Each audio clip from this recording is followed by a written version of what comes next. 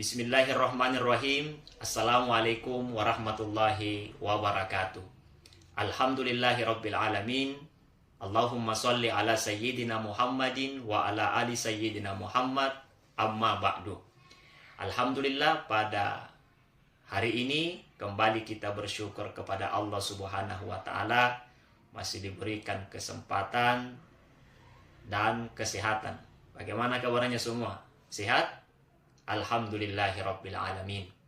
Sehingga pada hari ini kita hadir di kampus yang kita cintai ini dalam rangka untuk melanjutkan perkuliahan kita, yaitu mengenai ilmu dakwah. Sebelum saya bicara lebih lanjut, mari kita sama-sama berdoa kepada Allah Subhanahu wa taala. Berdoa dimulai.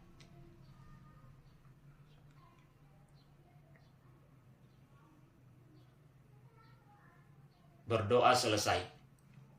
Masih ada yang ingat materi yang kita pelajari sebelumnya? Jadi materi yang kita pelajari sebelumnya itu adalah sifat-sifat yang harus dimiliki oleh seorang dai. Jadi yang paling utama, sifat yang harus dimiliki oleh seorang dai itu atau penceramah adalah keikhlasan kepada Allah Subhanahu wa taala. Karena sebanyak apapun amal yang kita lakukan itu, dalam sehari 4-5 kali ceramah, mengisi kajian, itu semuanya akan sia-sia tanpa dilandasi dengan nilai-nilai keikhlasan kepada Allah.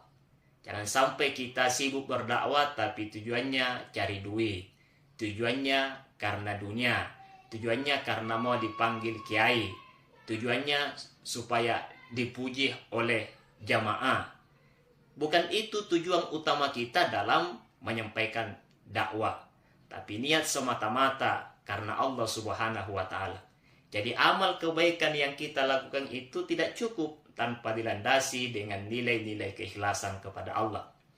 Dalam sebuah hadis yang diriwayatkan oleh Imam Muslim dari Abu Hurairah, dijelaskan bahwa di akhirat nanti ada 3 golongan manusia yang diadili oleh Allah Subhanahu wa taala. Golongan yang pertama adalah orang yang mati syahid. Mereka diperlihatkan kenikmatan-kenikmatan surga kepadanya. Lalu Allah bertanya, "Fama amilta fiha?" Apa amalmu sewaktu hidup di dunia sehingga hari ini mau masuk surga?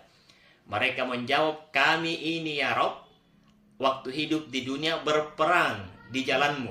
Kami mati syahid ya Allah. Dan kami berperang di jalanmu itu semata-mata untuk mendapatkan cintamu ya Allah." Kata Allah, "Katabta, engkau berdusta. Saya tahu isi hatimu.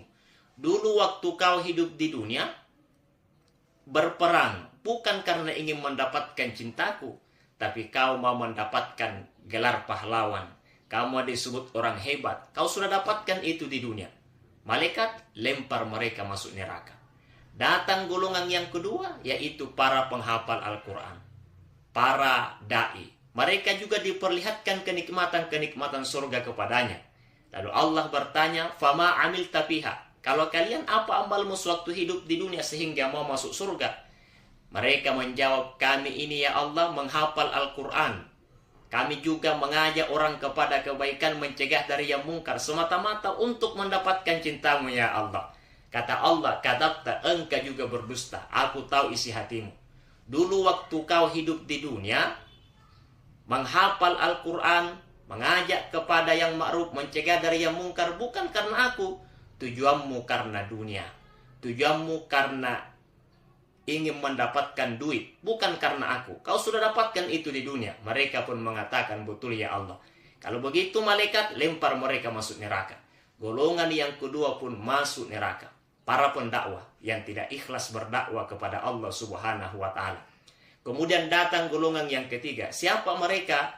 Mereka adalah orang kaya yang dermawan. Diperlihatkan juga kenikmatan-kenikmatan surga kepadanya. Allah berfirman, "Fama amilta fiha?"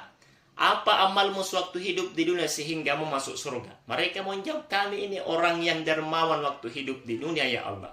semata-mata untuk mendapatkan cintamu. Kata Allah, "Katabta, engkau juga dusta, aku tahu isi hatimu.